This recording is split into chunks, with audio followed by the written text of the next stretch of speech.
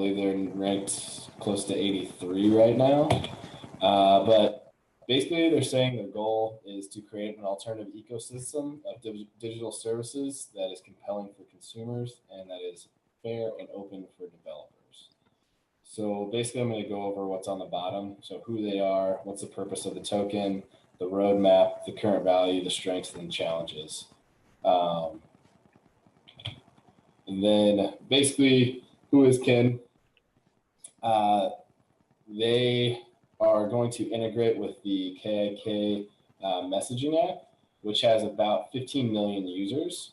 And the company has been valued before for over $1 million, or for over $1 billion. And instead of trying to set up ads or sell consumer data, they're trying to bring in this cryptocurrency to basically replace those issues of being paid. So this will allow them to make money off their app.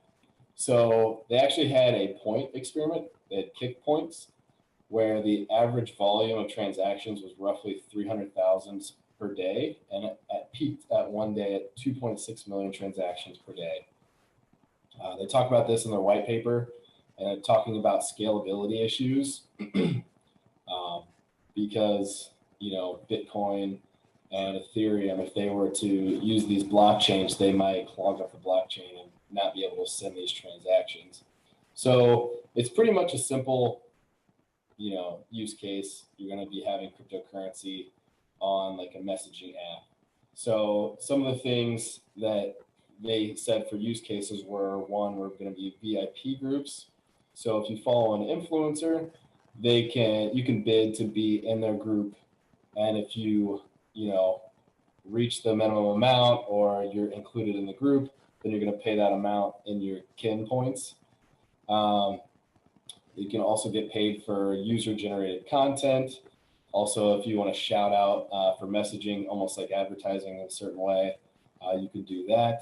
And then brand missions. So if you're doing anything for some brands, basically if you're taking a survey or creating content for them, or doing small tasks, you can get paid by the brand in the KIN points.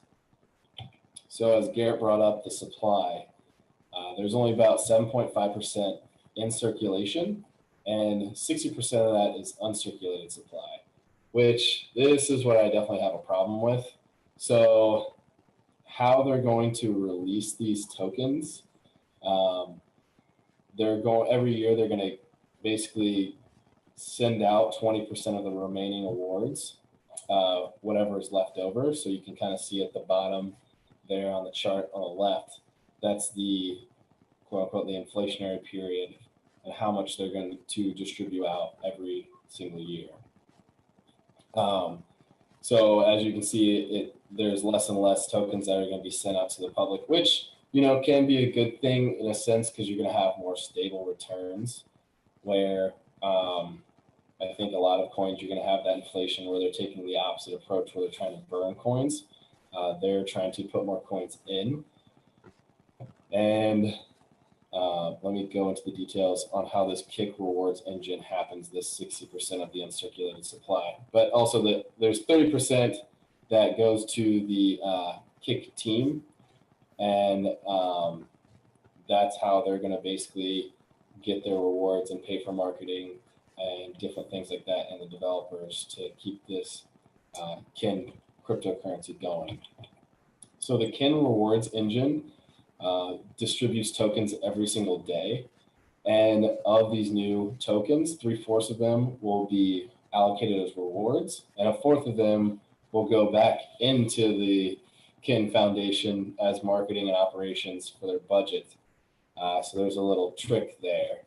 I think that kind of complicates things, because now really, the developers and the people of the KIN Foundation get closer to 50% or 55% of those allocated tokens. And plus on top of that, the token sale, which is 10%, now they're getting closer to 65% of all these tokens. And with the trillion tokens in total, 10 trillion tokens in total, I think this is going to be kind of a little fishy, and it seems almost like a scam in some ways. But I do think this is good in the sense that it's going to be incentivizing developers to work with the application. So then that way, that's how you actually get your daily reward. So the number of transactions that happen on a particular app, how much of that percentage that happened on that app, they'll get the percentage of that reward for that day.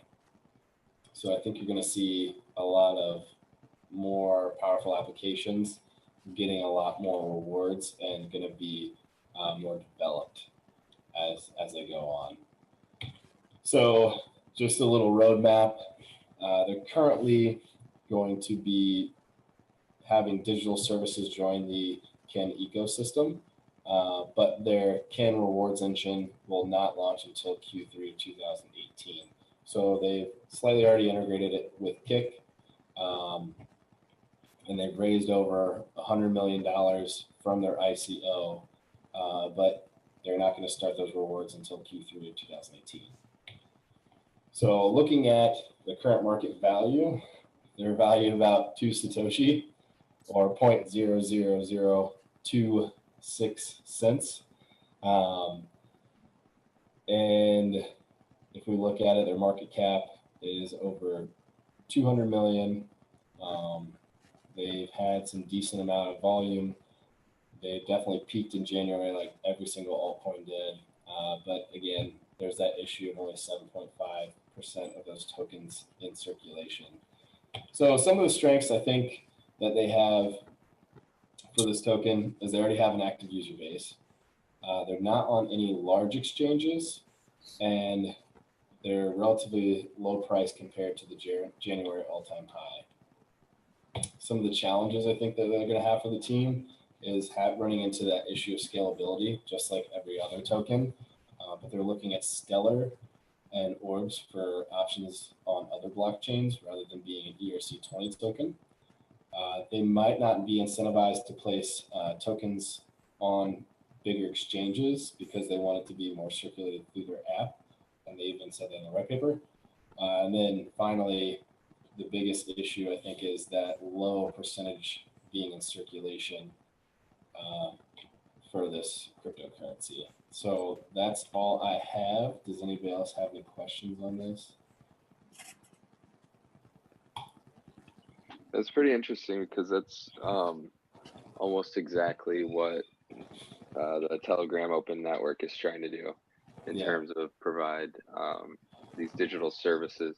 I'm wondering like what a side-by-side comparison would look like because the Telegram Open Network is developing their own blockchain, whereas it looks like KIK is trying to leverage existing blockchains, which I think to make it customizable and friendly enough for extremely widespread adoption, you might have to have your own blockchain. Did they mention anything like that? They did say that they're open to having their own blockchain, and that's why they use Orbs, because I think they're consumer-generated blockchains. But Orbs, they have 4 people from Orbs working with them, so they might release their own blockchain, but they haven't specifically said that yet. Makes sense. Yeah. And I think that'll be interesting too, because I think you have to look at the age demographics, because KIK, I think, is more of like a younger user group. Yeah. And if that, younger user group that isn't quite, you're having people from like 14 to 20 that might be more focused on, getting this sort of money, and they don't actually have to do anything for it, and they don't have to pay money for it. They just do tasks or join groups, and then that way they can make this cryptocurrency. I think that will be pretty interesting too. Right. Where Telegram, I think, is a little bit older group. You have people that are more investor mindset. So I think they're really not overlapping in that age demographics, but I think they're trying to provide a lot of the same use cases. I agree. And I think that gives Telegram the upper hand, and I think the amount raised in the 2 token sales is definitely reflective of that. Oh yeah, it just seems a little scammy how they're only releasing. I agree. It's kind of a strange structure. Yeah. I don't know if I misunderstood, but so they released 7.5%, and then of that, it was the 60% is going into that.